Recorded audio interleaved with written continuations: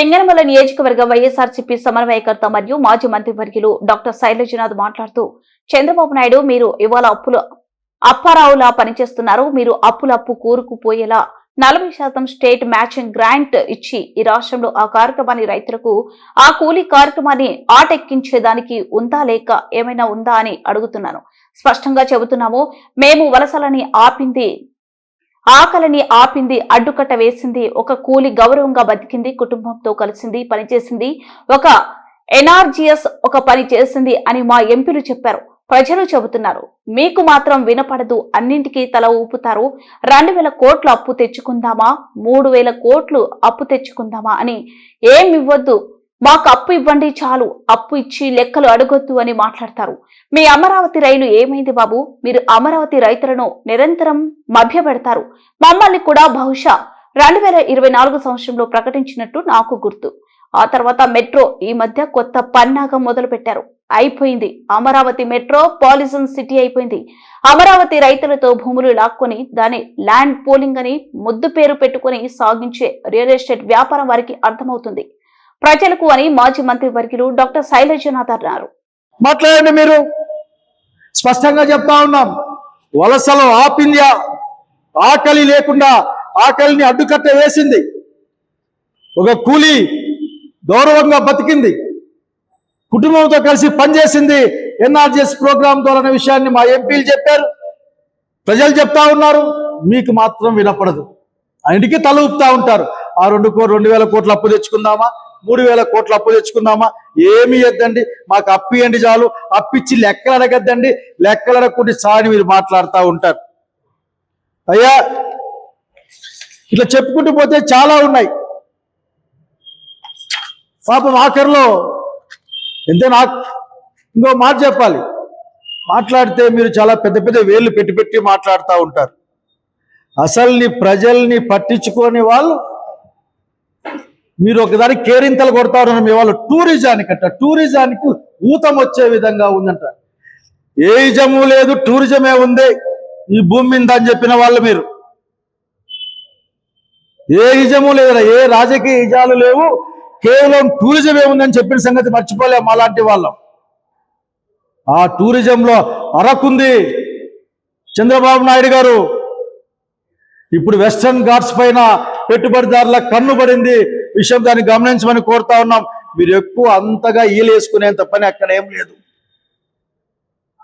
అక్కడ జరిగే అన్ని కార్యక్రమాలు, దోపిడీ కార్యక్రమాలు ఆల్రెడీ మొదలవుతాయి. ప్రజల్ని పట్టించుకోకపోతే మీకేమీ బాధ ఉండదు. మీ 2000 ఎన్ని కోట్ల అప్పు అయ్యేది, 2066,000.32 కోట్ల అప్పు వస్తే చాలు మీకు పర్మిషన్. మీ అమరావతి రైలు ఏమైంది బాబు గారు?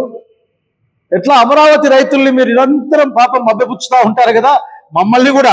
అమరావతి రైలు ఏమైంది బాబు గారు? బహుశా 24లో ప్రకటించినట్లు నాకు గుర్తు. ఆ తర్వాత మెట్రో ఈ మధ్య కొత్త పల్లవి కూడా మొదలుపెట్టావు. అయిపోయింది. అమరావతి మెట్రోపాలిటన్ సిటీ అయిపోయింది. అమరావతి రైతుల దగ్గర భూములు లాక్కొని దాని ల్యాండ్ పూలింగ్ అనే ముద్దు పేరు పెట్టుకొని మీరు సాగించే రియల్ ఎస్టేట్ వ్యాపారం వాళ్ళకి అర్థమవుతుంది, జనానికి అర్థమవుతుంది. కొత్తది. ఆయనట పుట్టికెక్కలేనమ్మ స్వర్గానికి ఎగిరిగిందంట. ఆఖరి గుంటూరు, విజయవాడ, అమరావతితో బృహత్ నగరాన్ని ఈయన స్టార్ట్ చేస్తారు. రోడ్లు సరిగ్గా వేసి ఆ నీళ్లు తోడే కార్యక్రమాన్ని ఆపేస్తే మంచిది బాబు గారు. రోజు నీళ్లు తోడే కార్యక్రమం. ఎక్కడైనా నదుల నుంచి పొలాల్లోకి నీళ్లు కొట్టంగా చూసినాం, లేకపోతే మా రాయలసీమ ప్రాంతంలో బాయిల్లో నుంచి నీళ్లు కొట్టుకోగా చూసినాం పొలాల్లోకి, చెట్లకి.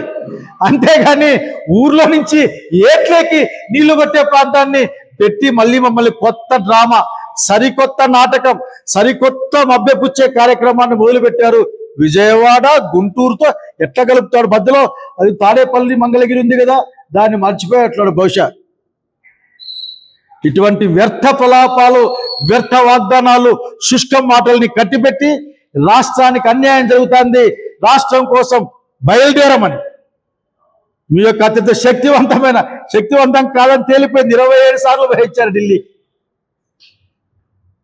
అసలు నెలకోసారి కంటే ఎక్కువ పోయినట్లే ఉన్నారు సగటున.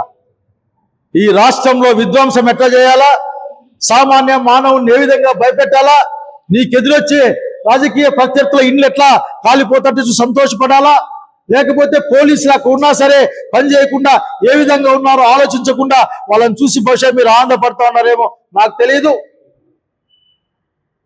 రాయలసీమ ఎత్తిపోతల పథకాన్ని ఆపేశారని చెప్పుకుంటారు రేవంత్ రెడ్డి చెప్తే, ఇన్ని దుర్మార్గాల్ని కప్పించుకోవడం కోసం ఆంధ్రప్రదేశ్ రాష్ట్రాన్ని అతలాకుతలం చేస్తూ శాంతి భద్రత సమస్య, ప్రాణాలకు సమస్య, ఆస్తులకు సమస్య, రాజకీయాలు మాట్లాడే సమస్య, ప్రజాస్వామ్యవాదులకు సమస్య, మొత్తం రాష్ట్రాన్ని సమస్యల సుడి వలయంలో పడేసి కేవలం మీ అధికారం కోసం, మీ స్వలాభం కోసం పనిచేయడం మానేసి ఈ రాష్ట్రం కోసం, రాష్ట్ర ప్రజల ప్రయోజనం కోసం, రాష్ట్ర లాభం కోసం పనిచేయమని డిమాండ్ చేస్తా ఉన్నాం.